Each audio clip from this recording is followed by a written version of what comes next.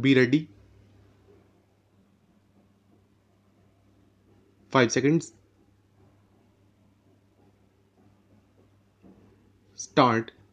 Telecom sector is an important component of our infrastructure ecosystem. The recent spectrum auctions have removed spectrum scarcity in the country.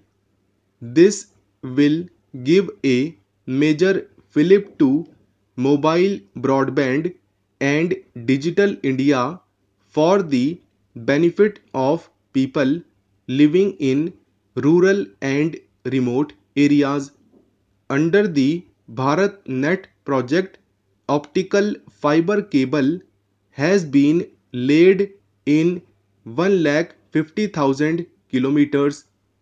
I have stepped up the allocation for BharatNet project to rupees 10,000 crores this year.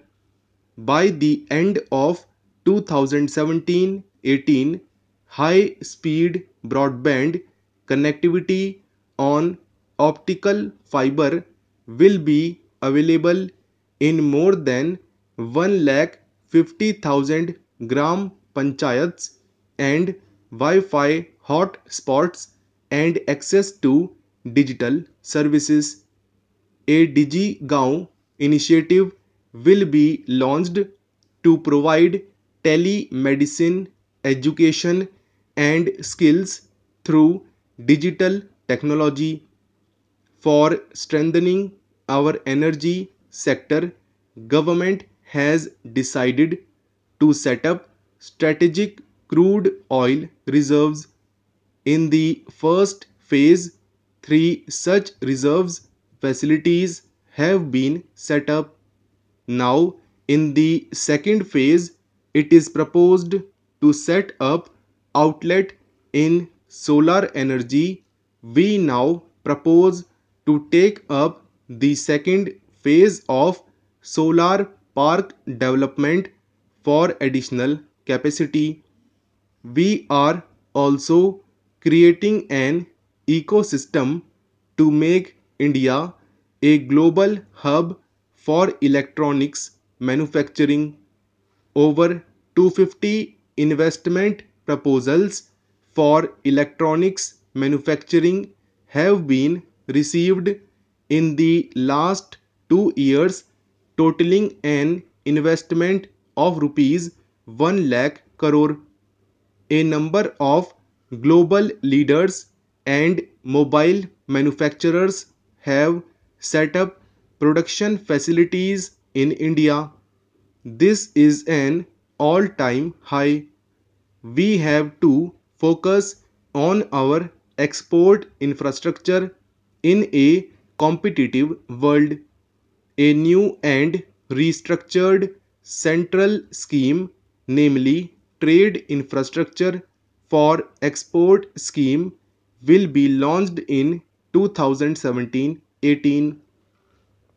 I now turn to the financial sector.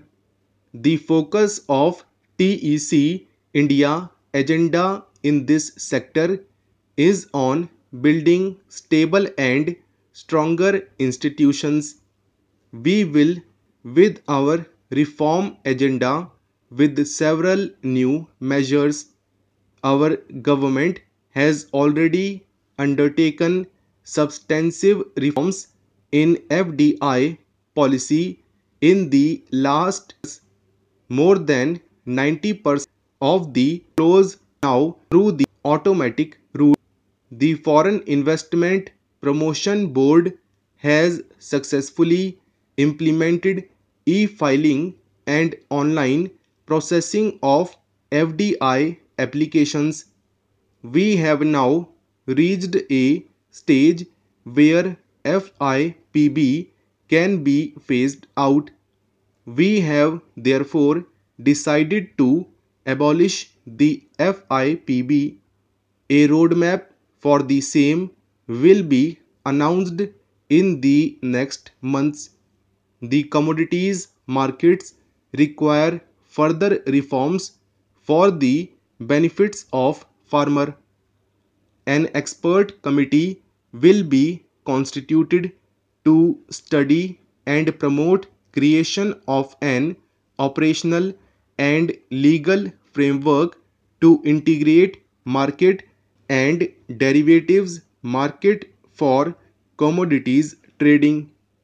E-NAM would be an integral part of such framework.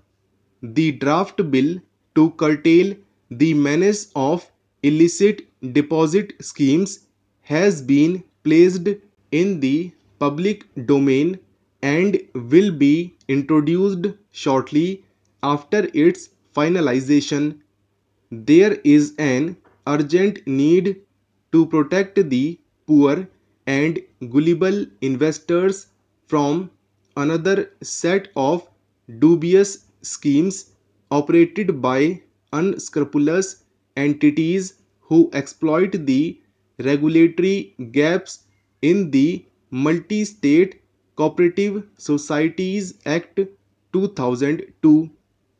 We will amend this act in consultation with various stakeholders as part of our Clean India agenda.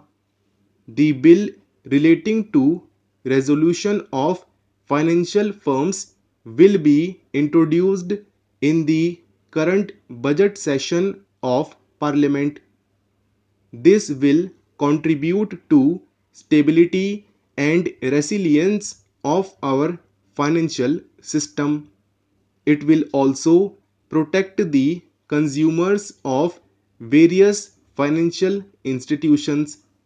Together with the Insolvency and Bankruptcy Code, a resolution mechanism for financial firms will ensure comprehensiveness of the resolution system in our country.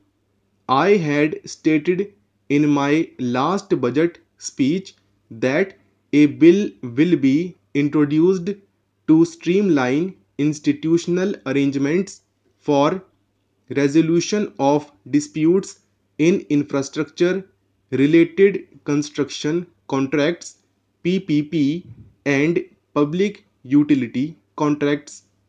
After extensive stakeholders consultations, we have decided that the required mechanism would be instituted as part of the Arbitration and Conciliation Act 1996.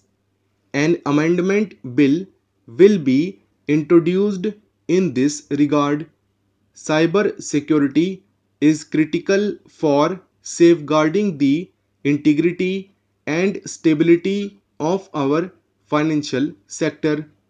A computer emergency response team for our financial sector will be established.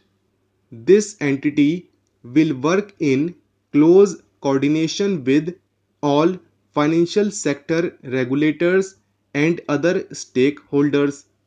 Listing of public sector enterprises will foster greater public accountability and unlock the true value of these companies. The government will put in place a revised mechanism and procedure to ensure time bound listing of identified CPSEs on stock exchanges. The disinvestment policy announced by me in the last budget will continue. The shares of railway PSEs will be listed in stock exchanges. We see opportunities to strengthen our CPSEs through consolidation, mergers, and acquisitions. By these methods, the CPSEs can be integrated across the value chain of an industry. It will give them capacity to bear higher risks, avail economies of scale, take higher investment decisions, and create more value for the stakeholders. Possibilities of such restructuring are visible in the oil and gas sector. We propose to integrate public sector oil major companies